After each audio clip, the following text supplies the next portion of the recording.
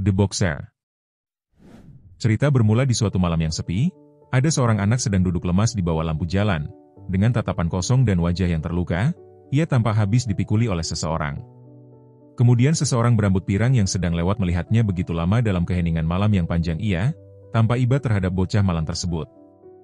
"Hei, apa kau telah terjatuh dalam gelapnya dunia? Aku punya satu berita baik untukmu. Simak baik-baik. Bintang-bintang ini bersinar untukmu. Sampai jumpa lagi saat kau menjadi lebih kuat, nak." Ucapnya dengan senyum tulus dan wajah yang tampak bersinar. Adegan berganti ketika di sebuah game tinju, di mana terlihat banyak orang yang sedang berlatih dengan keras, bahkan terlihat dua orang yang sedang baku hantam di dalam ring. Di game tersebut diketahui ada seorang pelatih yang sangat terkenal yang sedang berkunjung. Dia adalah seorang pelatih legendaris yang sudah mencetak 5 juara dunia, di mana diketahui dia datang karena sedang mencari atlet yang terakhir untuk menjadi muridnya. Adegan berganti ke dalam ring di mana kedua orang yang sedang baku hantam terjadi. Terlihat pertarungan yang dikuasai seseorang berambut putih, dia dengan santai menghindari pukulan lawannya dari berbagai arah. Kemudian dia melihat celah langsung melancarkan pukulan counter yang mengenai lawannya dengan telak. Dia adalah Ryu Baeksan, seorang anak berbakat yang sudah dilatih selama 2 minggu di game. Kembali ke pertarungan di dalam ring, terlihat lawan dari Ryu yang emosi setelah terkena pukulan, dan ingin membalasnya tapi Ryu dengan kecepatan pukulannya kembali memukul tepat di wajah lawannya, bahkan dengan mudah membuat lawannya dijadikan samsak tinju.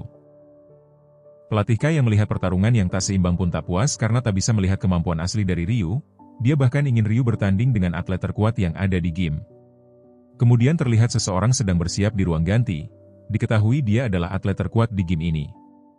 Dia adalah si botak Chol berumur 26 tahun dengan berat 75,8 kilo. Atlet dengan peringkat 3 di kelas Super Middle. Dia pun tampak terkejut karena itu pertama kalinya ia bertemu seorang pelatih legenda yang dikaguminya.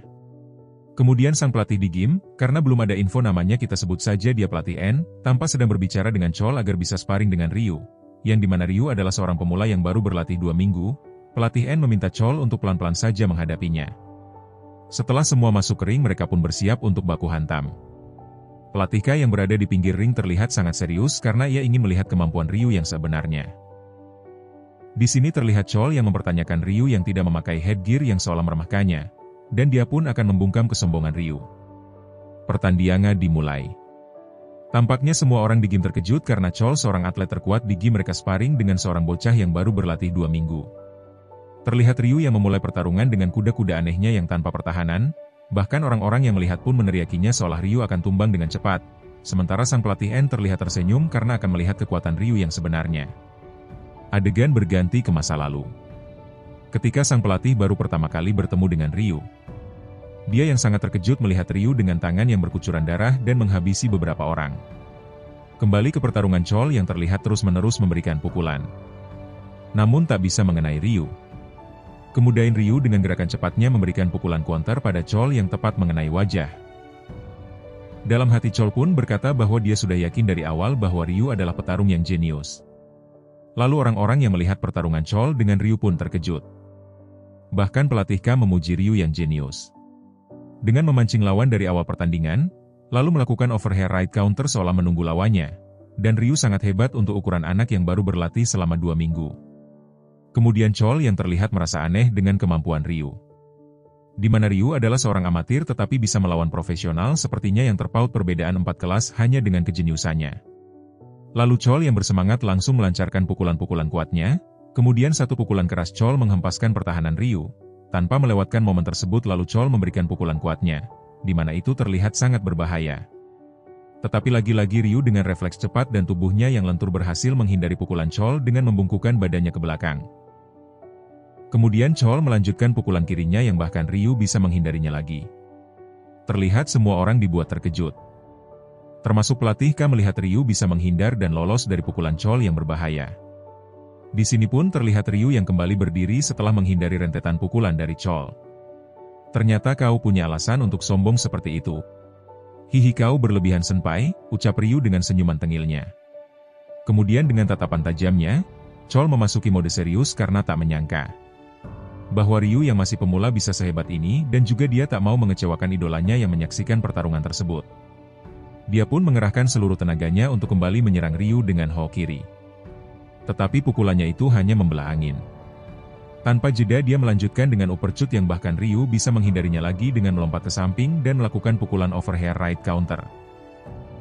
Lalu Chol yang sudah mengetahui gerakan Ryu langsung melindungi kepalanya dan boom dia malah terkena uppercut. Semua orang pun kembali dibuat terkejut karena Ryu yang bisa melakukan tipuan di tengah pukulan yang dilakukannya. Bahkan pelatih N pun tak menyangka Ryu sehebat itu. Kembali ke pertandingan.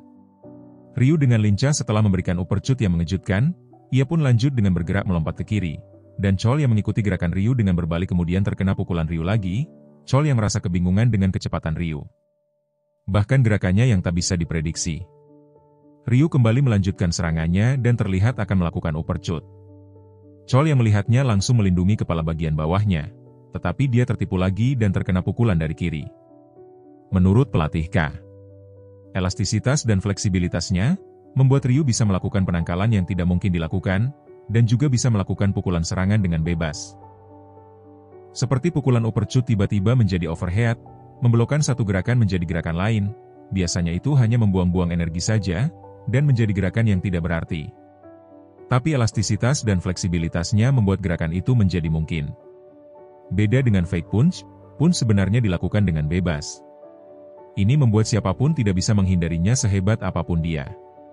Tidak, justru petinju hebat yang langsung merespon gerakan tidak bisa menghindarinya.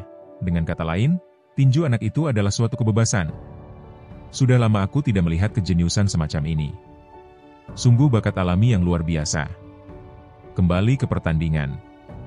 Ryu yang masih melanjutkan serangan dengan gerakan bebasnya. Tetapi karena masih kurangnya pengalaman, membuat dia tanpa sadar disudutkan oleh Chol dan pertandingan pun selesai. Pelatih N pun terlihat panik. Karena Chol memukul Ryu terlalu keras sampai dia terkapar dan terus memarahinya. Sementara pelatih K yang terdiam sembari melihat Ryu yang terkapar seolah merasa menemukan seseorang dengan bakat alami yang luar biasa. Lalu setelah pertandingan, sembari pulang orang-orang membicarakan Ryu dan tak menyangka bahwa Ryu sehebat itu, bahkan mereka tak pernah melihat Chol bertanding sekeras itu. Adegan berganti ketika pelatih N menanyakan bagaimana pendapat pelatih K tentang Ryu. Di mana diketahui Ryu memiliki bakat untuk menjadi petinju legendaris. Kemampuan alami tubuh, intuisi olahraga yang membuatnya bisa menggunakannya sesuka hati, kepercayaan diri yang tinggi dan kemampuan eksekusi yang tinggi. Gaya tinjunya sudah terbentuk secara alami tanpa ada yang memberitahunya. Dia adalah jenius sebenarnya. Bahkan Ryu yang terlihat melakukan beberapa gerakan yang tidak perlu dalam pertarungan bukanlah suatu kesalahan, tetapi malah membuatnya berpotensi menjadi bintang di ring karena penonton menyukai hal-hal seperti itu.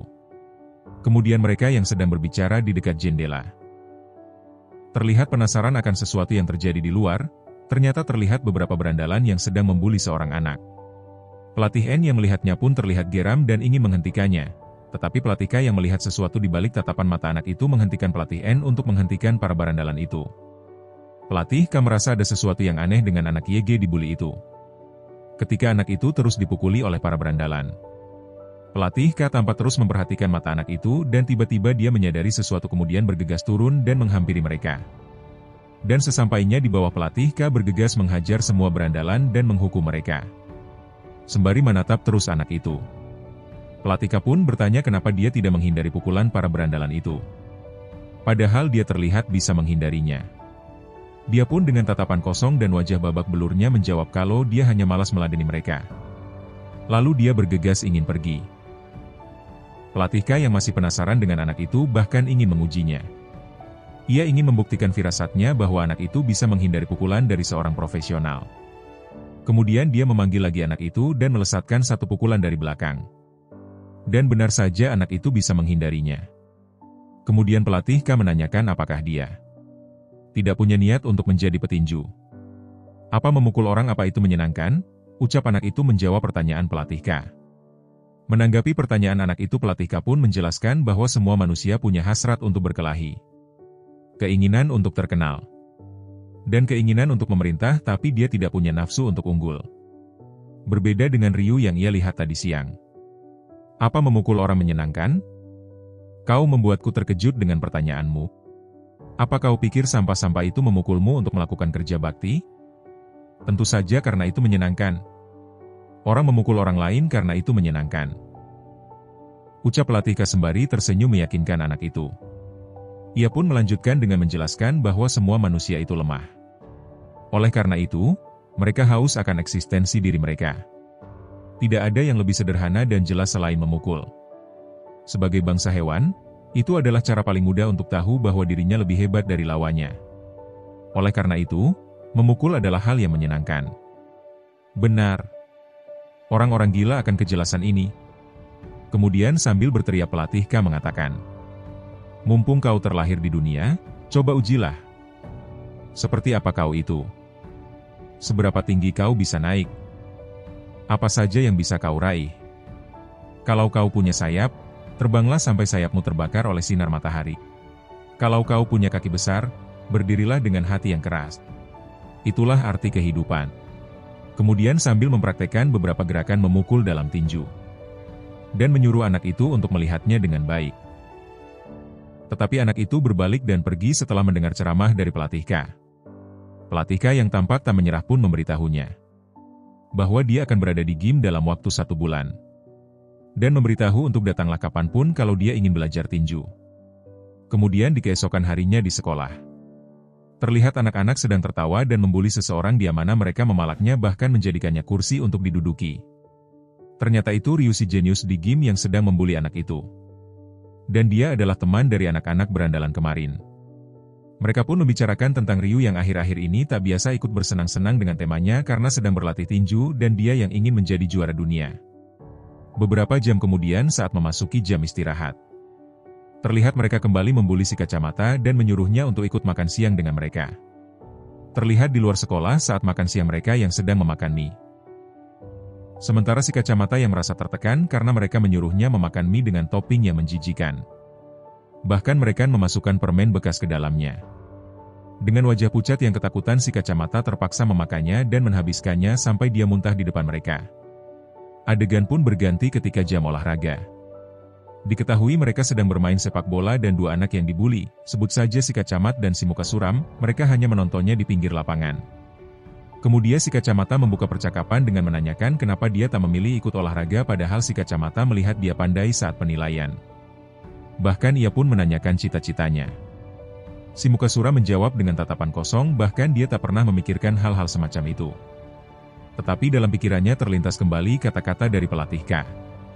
Lalu di saat mereka sedang asik mengobrol Ryu yang terlihat jengkel dengan keakraban 2 pecundang. Dan menendang bola ke arah si kacamata. Tetapi dia dengan refleks cepat menangkap bola itu bahkan dengan 1 tangan. Ryu yang tak terima langsung menghampirinya dan memukulinya. Ryu bahkan mengancam jika dia membela si kacamata sekali lagi Ryu benar-benar akan menghabisinya. Si kacamata yang merasa bersalah karena kejadian itu termenung dan dia pun menghindar dengan alih akan pulang lebih dulu. Kemudian setiba di rumahnya diperlihatkan si kacamata yang ternyata diam-diam dia sedang berlatih tinju. Dia bahkan punya peralatan yang cukup lengkap. Dia yang kembali terbayang saat kecil di mana dia yang sedang dilatih tinju oleh ayahnya, dan kembali ke kenyataan si kacamata yang sedang berlatih keras dalam penyesalan dan ketakutan karena dia temannya yang ikut dibuli dan dipukul oleh Ryu. Kemudian saat di malam hari dia sedang merenung karena sudah merasa muak terus-menerus dibuli oleh Ryu. Tetapi dia yang sedari kecil sudah terbiasa melihat tinju bisa membedakan mana yang kuat dan mana yang lemah. Menurutnya Ryu memiliki kekuatan yang tidak biasa. Di mana ketika berkelahi Ryu terlihat sangat kuat bahkan melawan orang yang berbeda kelas dengannya. Bahkan atlet dan orang yang setara dengannya Ryu bisa menang dengan mudah. Bahkan mereka terlihat seperti dibuat mainan bagi Ryu. Dia sangatlah kuat. Kemudian saat mengetahui ayahnya sudah pulang, si kacamata pun langsung menghampirinya. Sesi curhat pun dimulai. Di sini terlihat si kacamata menanyakan apa yang ia lakukan saat harus berkelahi dengan orang YG lebih kuat. Kemudian ayahnya yang seorang atlet profesional menjawabnya bahwa ia harus melakukan yang terbaik sekuat apapun lawannya. Melakukan apapun yang ia bisa untuk menang. Dan saat bertanding dengan lawan seperti itu, ayahnya tetap merasa takut meskipun ia seorang atlet profesional. Bahkan ketika terkena pukulan telak sampai tumbang, ia merasa nyaman saat tergeletak di atas ring. Akan tetapi jika ia hanya tergeletak begitu saja, maka hidup seorang petinju akan berakhir pada hari itu juga. Meskipun ayahnya tahu tak ada lagi yang bisa ia lakukan tetapi ia tetap berdiri lagi selagi lututnya masih bisa bergerak. Kemudian setelah menceritakan pengalamannya ayahnya pun menjelaskan lagi bahwa itu berlaku untuk petinju, larilah kalau kau tidak salah. Larilah sekuat tenaga sampai kau tidak tertangkap lagi. Itu yang dinamakan keberanian, keberanian biasa ataupun petinju, semuanya hebat. Setelah mendengar nasihat dari ayahnya, si Kacamat pun berterima kasih lalu ia pamit untuk segera tidur.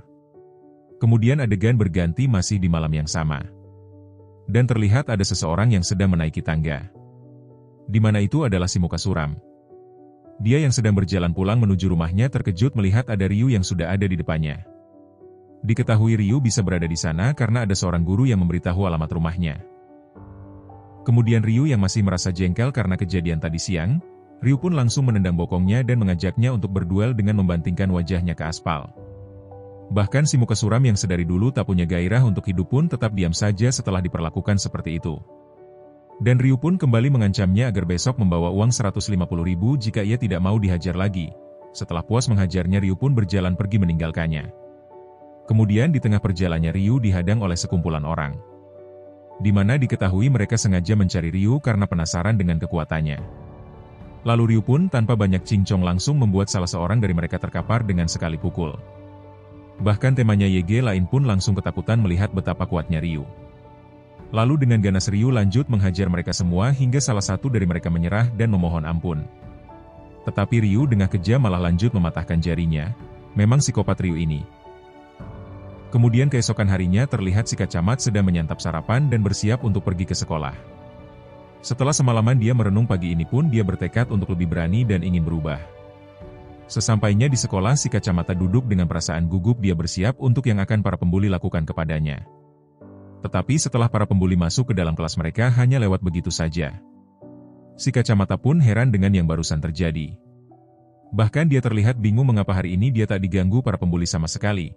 Kemudian dia menyadari sesuatu di mana dia tak melihat temanya si muka suram di kelas di mana tak biasanya dia terlambat seperti ini. Kemudian adegan berganti ke Kika dalam ruangan tempat penyimpanan alat di sekolah. Terlihat si muka suram yang babak belur habis dipukuli karena dia tak membawa uang yang diinginkan Ryu semalam. Bahkan mereka yang belum puas terus-terusan menghajarnya dengan kejam. Lalu tanpa diduga dan disangka-sangka ada seseorang membuka pintu dan berteriak kepada mereka agar berhenti. Ternyata itu adalah si Kacamata, dengan keberanian yang telah berhasil dikumpulkannya. Ia memutuskan untuk melawan mereka. Meskipun dengan wajah pucat dan badan bergetar karena rasa ketakutannya muncul kembali. Ia bertekad harus tetap melangkah maju untuk melawan. Berbekal pengalaman dilatih ayahnya dan latihannya setiap hari yang ia jalani. Ia pun bersiap dan mengepalkan tangannya. Kemudian saat salah seorang dari pembuli maju, si Kacamata sambil mengingat kembali gerakan YG telah dipelajarinya. Dia pun berhasil mendaratkan satu pukulan jab di muka pembuli. Bahkan ia kembali memberinya pukulan straight di mana pukulan tersebut berhasil melukai si pembuli. Kemudian mengetahui pukulannya berdampak ia pun kembali bersiap mengepalkan tangannya meskipun kakinya terlihat masih gemetar dia sudah tidak takut lagi dengan para pembuli itu. Lalu Ryu yang sudah tahu gerakan dari si Kacamata. Di mana Ryu mengetahui kalau si Kacamata ternyata belajar tinju. Ryu pun merasa tertantang. Diketahui si Kacamata ini bernama Injay. Kemudian Injay yang panik karena baru pertama kali melawan dia langsung berhadapan dengan bos sesungguhnya. Di mana Injay yang sadar jika ia melawan Ryu dia tak akan menang jika hanya mengandalkan teknik. Kemudian Ryu yang begitu tak sabar untuk melihat perlawanan yang akan dilakukan Injay ia pun terus menggodanya untuk memukulnya. Bahkan dia seolah memberikan wajahnya untuk dipukul. Dan chapter pun berakhir.